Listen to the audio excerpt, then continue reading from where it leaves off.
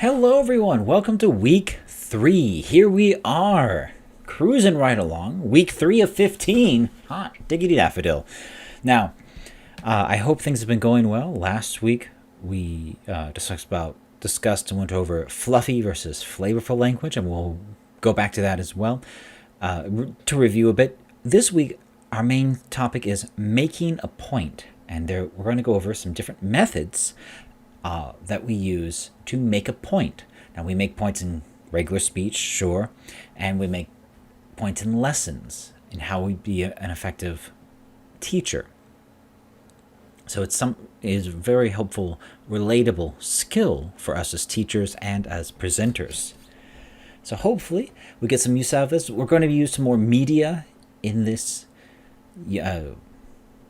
lesson as well. Hopefully it was all fun. And then we're going to talk about our first, project, assignment. We'll use assignment. Projects are for the big things. Assignment for the little thing. Because it is something I want us to be, to start getting ready for. So hopefully we're staying on top of the discussions and staying on top of eClass. Make sure to check it out. All right, let's dive right into the lesson. Want to take a quick note. I had a complete brain fart there. I want to talk about the two main kinds of appeals. We have intellectual appeals and emotional appeals. Now, as you can guess from the very title, intellectual appeals appeal to our logical side, our rational brains. It's how things should be. Emotional appeals appeal to just that, our emotions, our hate, our love, our lust, our gluttony, things like that. All those base human desires that we have. That's the emotional appeal. And so, just thinking, usually we like to think we're very logical and rational, but spoiler alert, we're not. Humans are very emotional, as we can see. Now, in general, emotional appeals for things are more effective, but they rely on less proof, on less evidence, on less logic. So we see emotional appeals a lot more often by people trying to sell us things. And there's lots of examples of that. For example, in cars, when they're trying to sell you a car, they're not saying like, hey, buy this car, it's cheap and it's good. No, they're saying, buy this car, it goes fast, you feel good, and your family's going to be safe, your kid can play in the back, and no problem, you got lots of room. It's all very emotional appeal. Intellectual appeals are how we try to appeal with statistics, with numbers, with figuring out what's actually best, what's most logical for us. And depending on individuals and groups, certain people are very intellectual. They do not respond to emotional appeals at all. Other people, they don't respond to intellectual appeals at all. And more people respond to emotional appeals than respond to intellectual appeals. I'll give you another example. What's it called? The Save the Children campaigns, or World Vision, were these charities that try to help starving kids. It hits you right, where in the feels, as they say. So as we look at these different ways of making a point, I want you to bear in mind: is this geared more towards an intellectual appeal, or is it more towards an emotional appeal?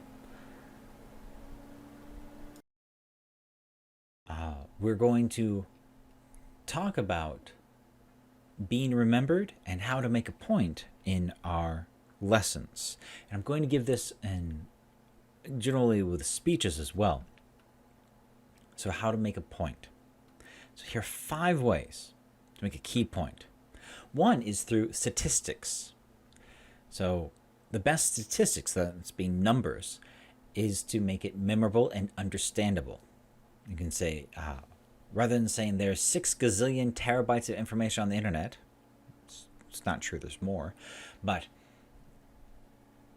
if you make it relatable, if you were going to try and read everything on the internet, it would take you 60,000 years, day and night. So the first, it's too abstract. Numbers don't really mean that much. So we need to make it relatable. So, for example, on YouTube, about every second, there, at least last time I saw, every second on YouTube, there are 500 gigabytes of video uploaded every second. I heard that last year, so there's probably more now. So this is often brought up when people are like, why doesn't YouTube have people watching videos and make sure they're okay? Well, the answer is they can't afford that. Well, they can afford that. Google has money, but they don't want to because they would have to hire thousands of people to individually sit and watch videos. It's too labor intensive. Now, a very common phrase was, now this might surprise you.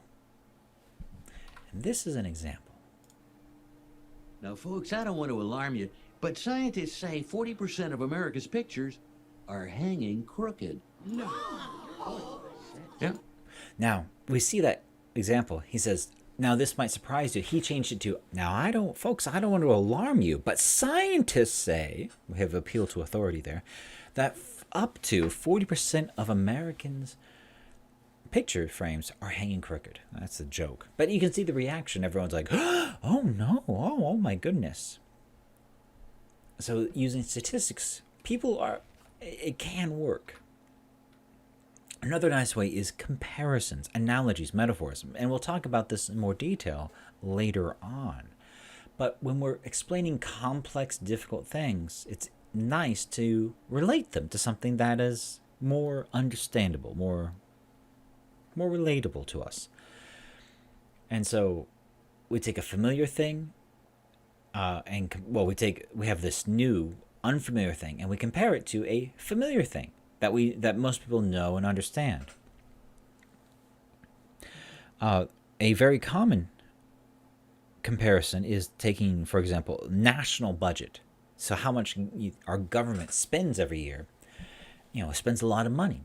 And it's often compared to like, well, if the government was a business, it'd be out of business. That's true. Or if you ran your household budget like the government does, you go to jail or you'd be in debt. You would be bankrupt. That's true. But governments aren't individuals and they're not businesses. They're on a different scale. So it's a way of trying to get people to understand how things work. So we have analogies as well, comparing, contrasting. Now, another Simpsons video here. Bart, the boy, and Homer, the father, are having a talk. And as we can see in the title, Homer gives Bart advice on women. And Bart, being a 10-year-old boy, he doesn't understand women. And so Homer, the father, is going to try to explain it. But it's not easy to explain. So let's see how they handle it. Dad, I have some questions about women. Can't you see I'm reading the, cultural calendar? Ooh, mostly Mozart is in town. Homer, Bart's at a very curious age. As his father, I think you should have a frank and earthy discussion about, But Marge, I think you should learn about it the same way I did. Are you sure? All right. So this is all just set up. Bart is interested in romantic encounters. And we'll see how Homer learned about it. Zookeeper! Those two monkeys are killing each other! They're having sex. Oh? Maybe you're right. Now if you'll excuse us. This is a sacred moment between a boy and his father. Son, a woman is a lot like, a refrigerator. They're about 6 feet tall, 300 pounds. They make ice and... Oh, wait a minute. Actually, a woman is more like a beer. They smell good. They look good. You'd step over your own mother just to get one. But you can't stop at one. You want to drink another woman. So I says, yeah, if you want that money, come and find it, 'cause I don't know where it is, you baloney. You make me wanna retch. All right, so you see there. Homer has two metaphors, two analogies comparing women to help explain women to his son. The first is that he says a woman is a lot like a refrigerator, and that they're about 6 feet tall, they weigh 300 pounds, and they make ice. Now, 6 feet tall, that's about 182 centimeters, and 300 pounds, that's about 150 kilograms. So, most women are not 180 centimeters tall, and most women, most people, are not 150 kilograms in weight. And people don't make ice. So that metaphor doesn't really work. It's not relatable. But the beer metaphor does, but Bart doesn't really understand, doesn't get it yet. He's too young. Because Homer says beer looks good, smells good, and you step over your own mother just to get one.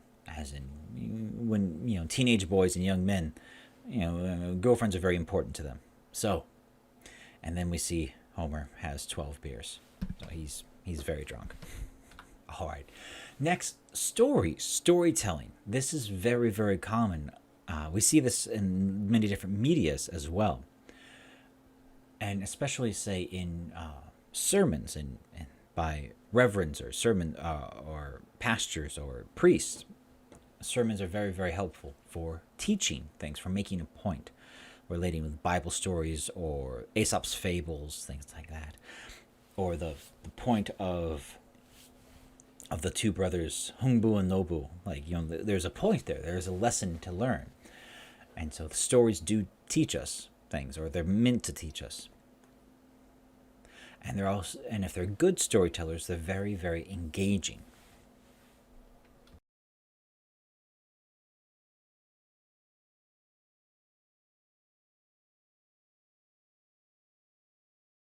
I want to show you one very short clip from a motivational speaker, a corporate motivational speaker from oh my goodness, about over 30 years ago now. So that's 1,000 years ago. But he has a very, very high energy way of speaking that we don't see too often anymore. It's fallen out of fashion.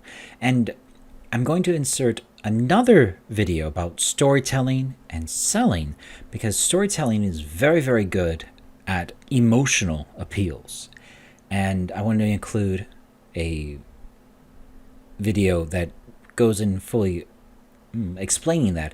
It's not going to be in this video, it will be attached along with, but it directly connects with storytelling and emotional appeals. Interestingly, let's talk about customer focus. Hey, I want to tell you something. The next guy in your business, the next up, or the next customer in that dealership that walks, you go find out if your sales manager is going up to that salesperson and saying, tell me something, that one that just walked out the door? Yeah, what was that customer's basic fundamental overriding need? I'll work you up. But 95 of 100 salespeople in this industry can't tell you. They have no idea in hell what the customer's needs are. What if he said, oh, the needs for a four-door, the needs for a red car? I'm not talking about need. The guy came through the door because his kid's leaving for college and he's looking for a car that she or he can get there safe.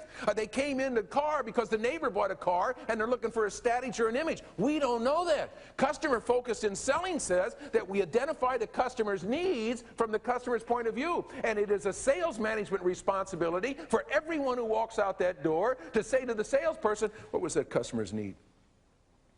By the way, I even kid General Motors. I've been to every one of the Chevrolet and all of those great, fantastic systems that you got where you're measuring customer satisfaction of the people who bought the car.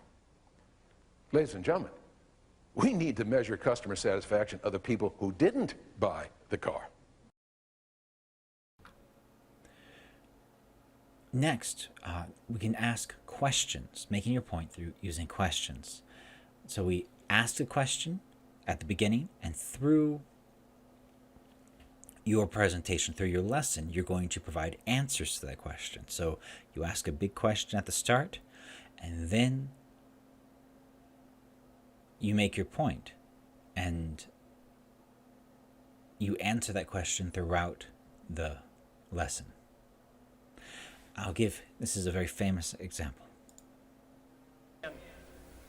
But why, some say, the moon? why choose this as our goal?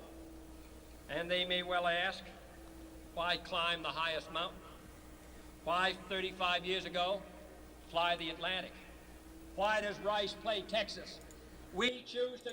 Now, this is President Kennedy. He's saying, why go to the moon? Why do we climb the highest mountain? Why 35 years ago did somebody try to fly across the Atlantic? So he's saying, like, why? Because people do ask, why do we need to do this? Why do we need to do this? And he's saying it. And here his rhetorical point. Go to the moon. We choose to go to the moon.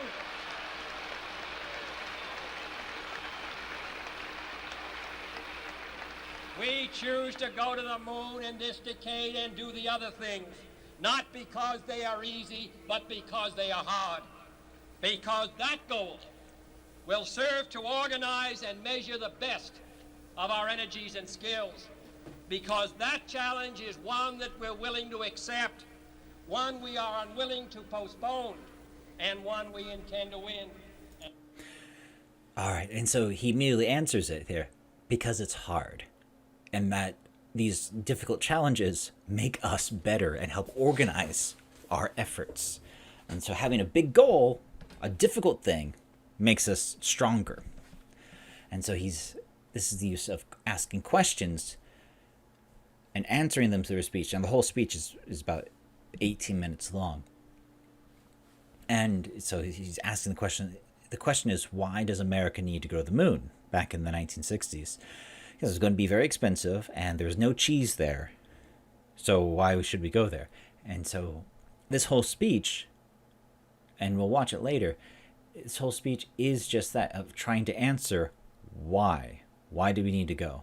And he answers it throughout.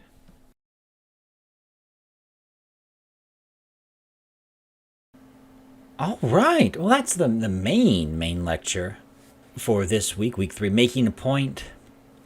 I have some different methods. Some more comfortable than others. What we're comfortable with, what we like to do, and so as we go on throughout the semester, and we have our own projects, I'm going to ask you to utilize these methods, use them on your own, use them.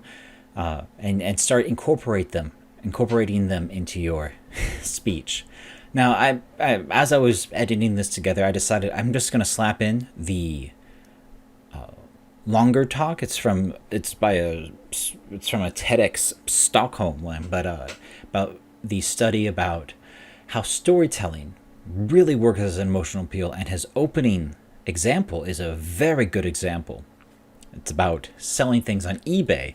And a good story will raise this final selling price considerably, a huge amount. So it's something that could be used to make us much wealthier. And we do use this, we see this done by companies all over. They attach stories to their products of where our cabbages come from. They don't come from anywhere. They come from a particular farmer down in Sangju, and that's his story about waking up every day and growing cabbages. And it does work. We feel that emotional appeal. So let's go ahead and take a look at this video, and then we'll say our goodbyes.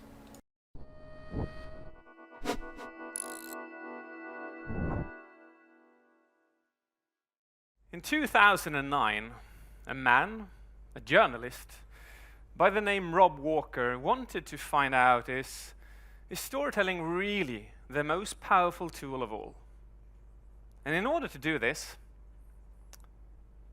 he went on his computer and he bought 200 objects from eBay.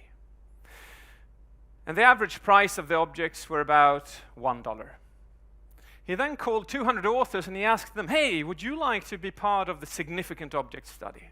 Which means that I would like to write a story to one of the objects.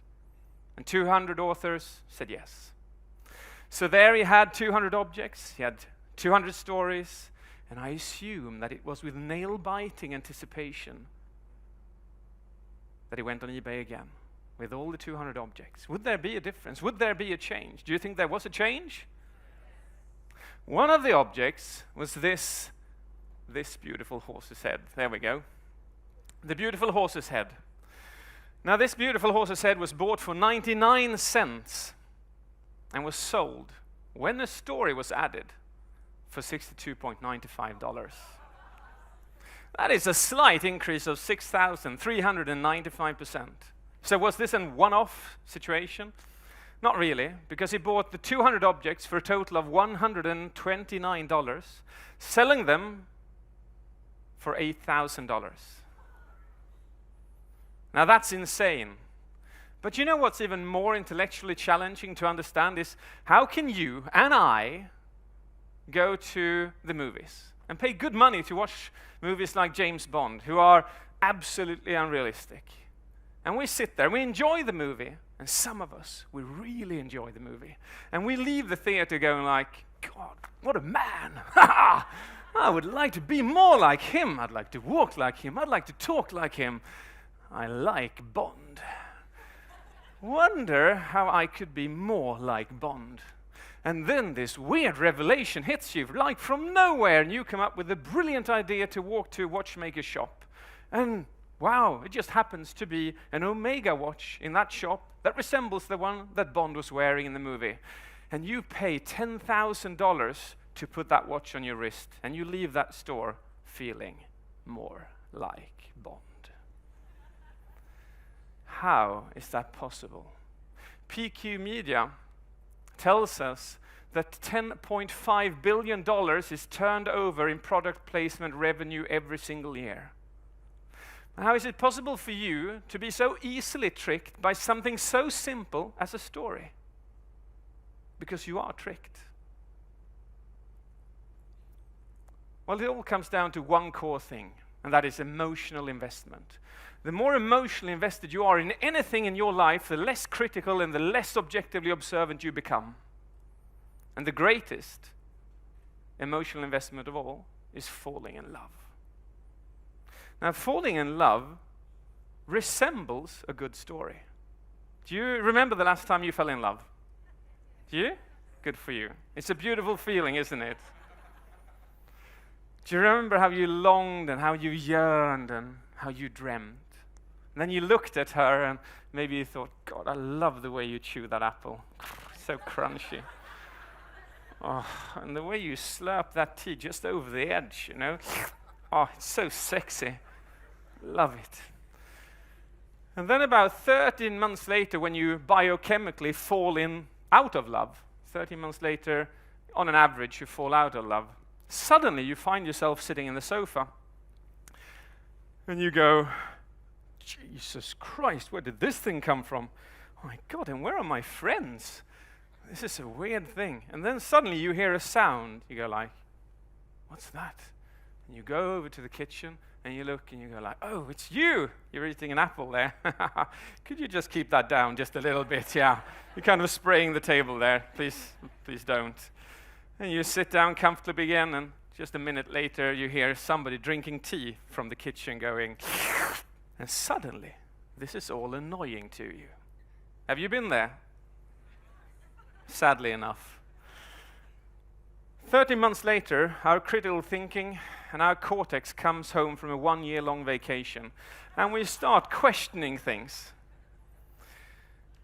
Now, during those 30 months, what happened was that your brain was flooded with neurotransmitters and hormones, hijacking your cortex, throwing your objectively observant skills out of the window. And the thing with storytelling is that the same thing can happen. In stories, the same hormones and neurotransmitters can be released. Hormones like vasopressin, oxytocin, serotonin, dopamine, endorphins. And you know what?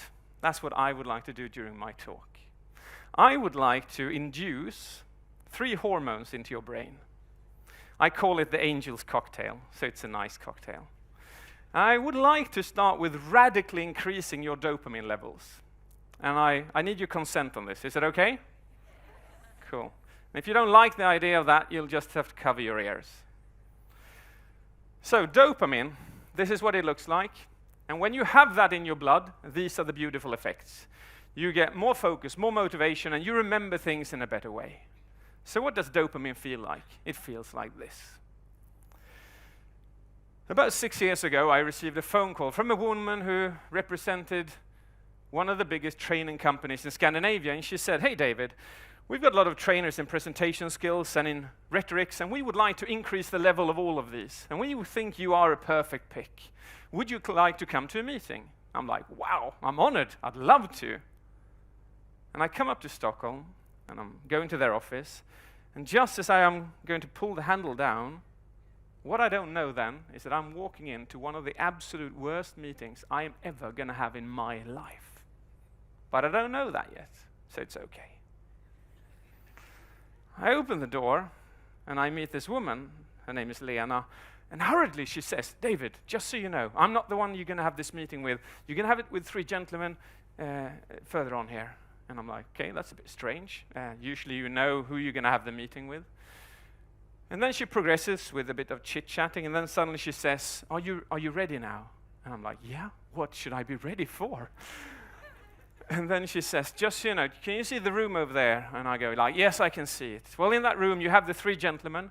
Just so you know, they're all majority owners of this company. They've all got an ex-military background, and none of them wants the training that you are going to pitch." I'm like, come on, why am I here?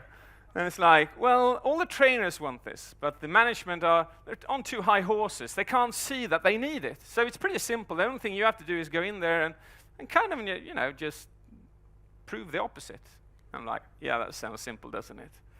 And I can remember myself, I'm walking towards this office, my sweat is coming down my palms, my heart is racing, and just halfway there, she calls my name. And I still, to this day, don't know if this woman is sadomasochistic or just downright unintelligent. Because she calls my name and she goes like, "David," and it's like I'm going to get a tip, you know, something like that. So I turn around to ask her, go like, and she says the following. If I don't tell you what she says there, is that annoying? Well, actually, as an example, I'm not going to do that. I just wanted to prove to you what it feels with high dopamine levels. Would you say that your focus was increased? Your attention was increased? You were creative, you created situations around this, and you probably already figured out what that room looked like, correct? And you remember that I did that to you for quite a while. Now, the feeling you had there was high levels of dopamine, which is beautiful. So how do you do that? Well, what you do is you build suspense, you launch a cliffhanger, and the most beautiful thing of all is that all storytelling is per definition dopamine creating, because it's always something that we're waiting and expecting. So just imagine, just by using storytelling, you can get those techniques. You don't have to do a cliffhanger like I did. So that was the first hormone. I'd now like to go to oxytocin. Is that okay as well? I'll induce that. All right. The beautiful effects of oxytocin are the following. You become more generous, you trust me more, and you bond to me. Do you want to do that? All right. All right, so this was 9 months have passed, and it was a planned cesarean. And the little brother, who was 5 years of age at that point of time, he was kind of really looking forward to what's going to happen. He was going to become a big brother. And he'd helped us pick out the wallpaper, he'd helped choose the bed linen. He'd even saved his own pocket money to buy a little stuffed animal, which was placed on the pillowcase. And about 2 days before the planned cesarean, something happened. Something wasn't right. The parents something was off. And the day before, there was simply no movement in the stomach. There was no heartbeat. You couldn't feel or hear anything at all. So the parents were rushed into hospital, lay down on a bed, and the doctor comes in, checks the stomach, looks at me, and sees what I see, and that is that the heart is no longer beating for this child. This was me 9 years ago. It was the worst thing I've ever experienced in my entire life. And I don't know, can you just imagine what you have to tell how you tell that to a 5-year-old? Can you just imagine that? because he's home there waiting anticipation for this coming event. But it won't happen. So part of me, and to handle that, I talk about it. And I've talked to you about it now. And now, you got higher levels of oxytocin in your blood, whether you want it or not, which means that you feel more human. You're bonding to me, and you feel more relaxed. So how do you do that? In storytelling, you create empathy. So whatever character you build, you create empathy for that character. And oxytocin is the most beautiful hormone of all, because you feel human. Now the third and last hormone is endorphins, and I would like to show you a woman which we can say has overdosed on endorphins. Let's just look what that looks like. Oh, we'll go here. To inspire and to respond. Are you speaking or listening?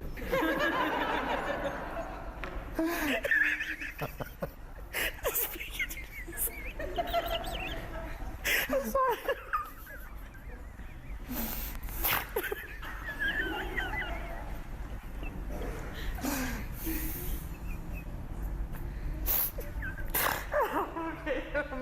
Just begin to listen. To inspire and to respond. To inspire and to respond. And in all circumstances.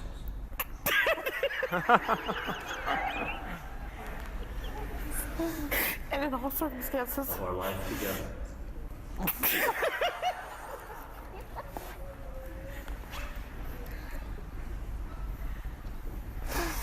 I'm sorry, of our life together. Of our life together. Loyal to you. To be loyal to you. With my whole life. With my whole life. And with all my being. And with all my being. Until death parts us. Until death parts us.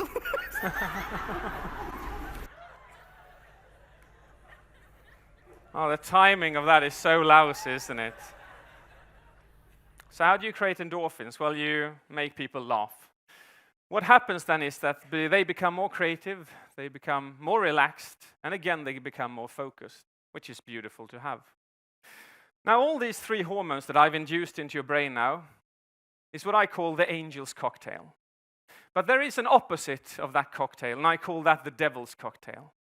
And the devil's cocktail has high levels of cortisol and adrenaline. And they feel like this. Ah! Sorry to do that to you. So high levels of cortisol and adrenaline. And the problem with that is that if you got really high concentrations, which I didn't give you there, but when you got high concentrations, look at this.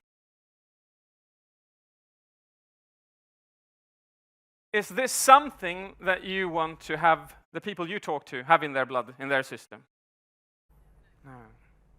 Now, in our stressful work lives, in our stressful lives, many times, when you present, when you communicate, when you deliver meetings, which one do you think they've drunk most of?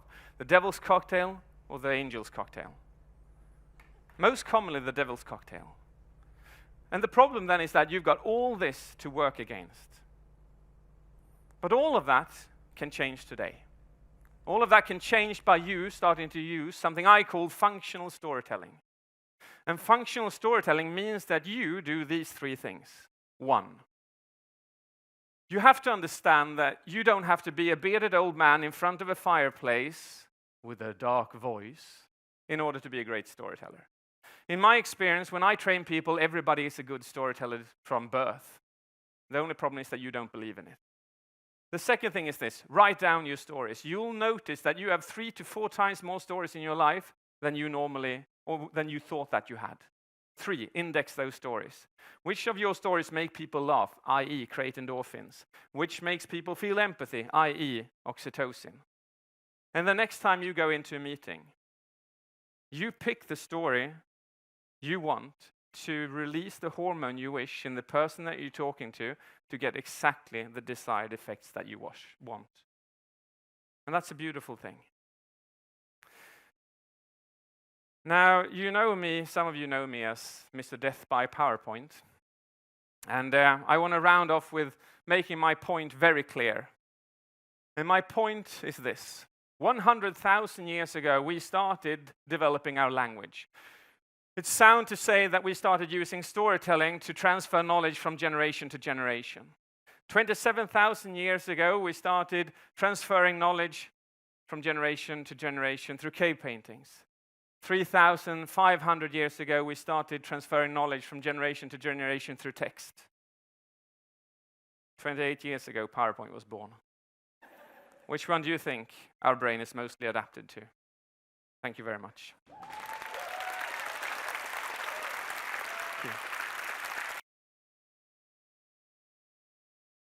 And there we have it.